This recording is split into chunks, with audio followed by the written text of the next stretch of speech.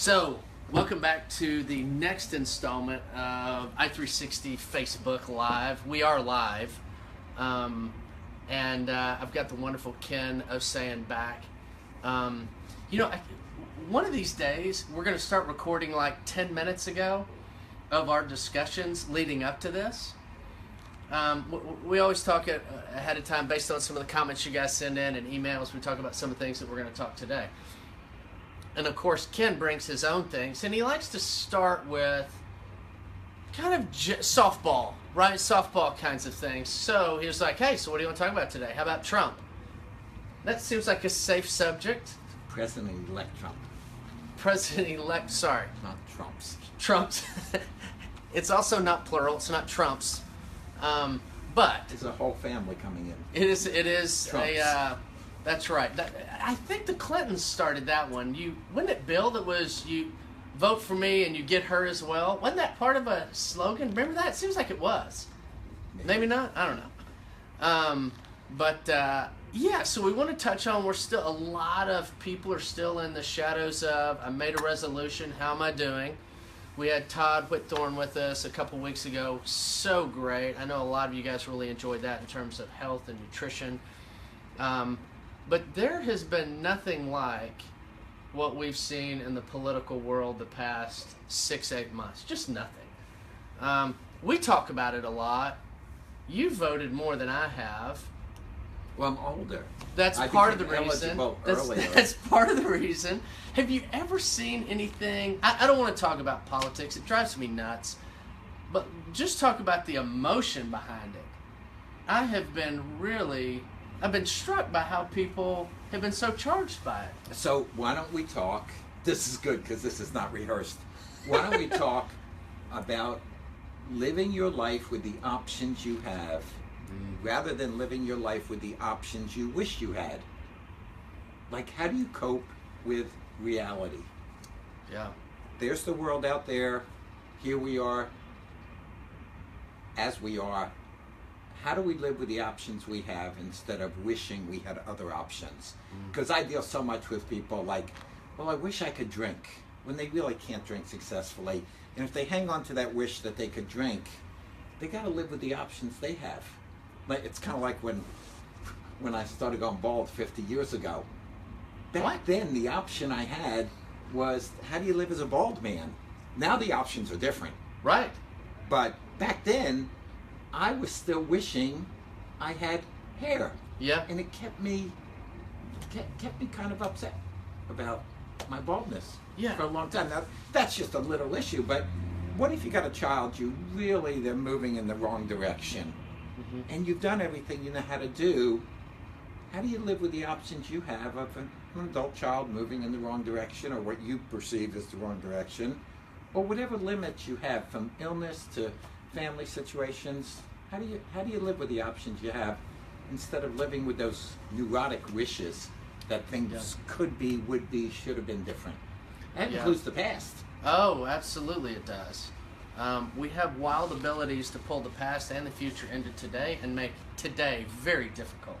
So we've only got a limited time with folks. So what are the things that you've seen and people that you step into this conversation with? What are they doing successfully that they're able to balance that much better? They are learning new things, not because the new things help them in a way other than the new things help them let go of what they already know that's holding them back. Was that too confusing? A little. Okay, let me say it again. Okay. Let me say it again. You be quiet. Okay. You be quiet.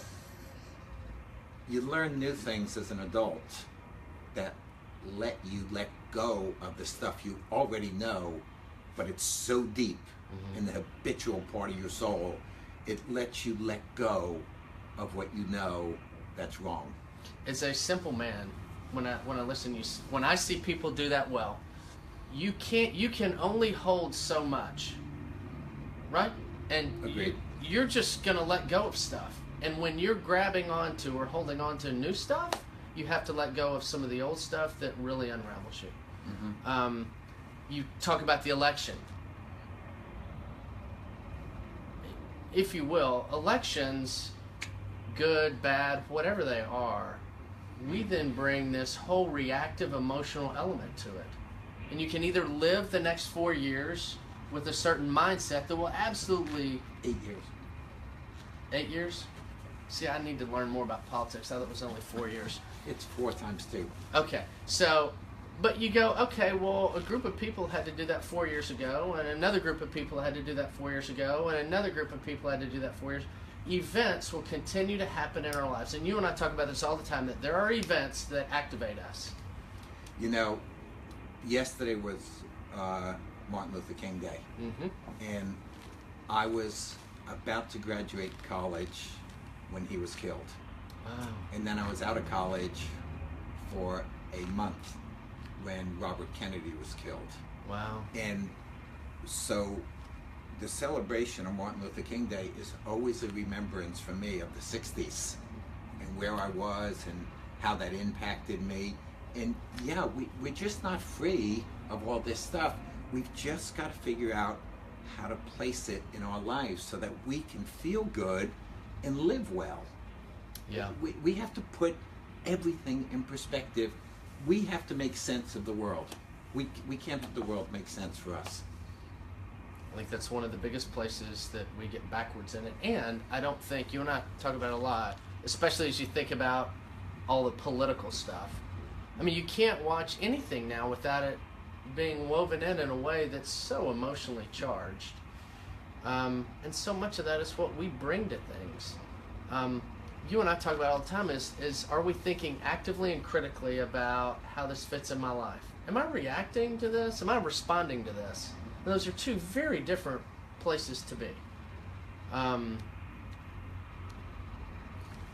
want to spend most of my life as an actor. Yeah.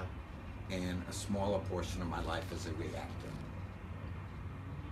Which always begs the question, how much of this life do we really have the ability to control and manage and move around? It's one of the first questions you and I that started this series of discussions that we have often. What percent of life do you control? I mean, what percent do you really legitimately, I mean, do you think about, okay, I control this, like your health. What percent of your health do you control? I control the part of it at this point in my life of nutrition and exercise and managing stress and appropriate checkups. And I don't know, that's the part I control. Then there's something bigger happening that I don't control. But if I don't remember to control the parts I have responsibility for, I might lose out. Yeah. But boy, there's a lot of stuff I don't control. There's a massive amount. You can't control if you have hair or not. Look at us. Look at us. This is not Hair Club for Men, so if you have the sound down, this is not, we're a couple of balding men. But, I mean, you just, whether it's that or it's your, balding so many sounds other. Like it's in progress. It does, doesn't it? We've reached a destination. But you and I talk about whether it's your kid that's struggling, your marriage that's struggling. One of the places you and I see people get crossways all the time is making the mistake of thinking they have an ability to control that outcome, that individual, that behavior. Or that their choices are controlling our struggles. Instead of for us to develop skills to cope. This is what I said a few minutes ago. For us to develop skills to cope with the reality of what is that's out of our control. So what are those skills? Like in 4 minutes? No, yeah, just a few quick ones so that they can do. What's one that you're like, oh, this has helped so many people? Being moderate when someone else is not being moderate. It makes me think of your rule in marital therapy that it's only okay for one person to be mad at a time. I love that rule. I love that. Whoever gets to the table first, it's their shining moment. It's your I love day. That rule. It's so genius. Yeah, I love that. Yeah. Managing our side of the seesaw. Yeah. Instead of trying to manage the whole seesaw. Stop that person doing it. on the other end, they're going to do what they do. I got nothing I can do about that. But you know what? That if you did nothing but think about that, because the control piece, if you had to say what percent of your life, your world can you control and what part can you not control? I won't give the answer. I'll send the answer out on Facebook in the next day or two about what we came up with, but I promise you'll be surprised. If somebody gets it right, we'll give them something. One of your books? Yeah, we'll give you one of my books. That won't be out till February 1st, but you'll get it early. But it is signed. Yes, signed. All right. By Ken. But it's. I really think if you take nothing else away, I think starting to think critically about how much of my emotions and my thought life am I giving over to something I have absolutely, positively no control over. If we go back, a prayer that almost everyone seems to know something about, that serenity prayer that says we want to move into acceptance for all the things that we can't modify. Yep. And then we want to be courageous about what we can, and then we want to be wise enough to know when to pick acceptance and when to pick courage. And I think that's where a lot of people break down. Mm-hmm. They think they're courageous when it's time for acceptance. Yeah. Or they accept things that are intolerable and it's time to be courageous. Yes. They get it mixed up and they're missing the wisdom. Yeah. It's an interesting prayer. So read the entire Serenity Prayer if you haven't, by Reinhold Niebuhr. I don't care if you're religious or not. Look at it as a philosophy for life if you're not religious. If you are, read the full prayer. And he had his own struggles later in life. He did. You know, living. Oh gosh. The wisdom of that prayer. So fascinating. I so wish we had time to touch on that. You and I love that. Reinhold Niebuhr's one of the oldest, greatest theologians in the U.S. We don't have a lot compared to some other places. But it's fascinating. And the one thing I do have that I'll caution people is people tend to assign that to AA. That's Alcoholics Anonymous. They came up with that. They didn't. No, AA borrowed it. They borrowed it from him because it was so applicable to this struggle. But look at it. Please take a look at it for a philosophy of life. Because I think that is one thing.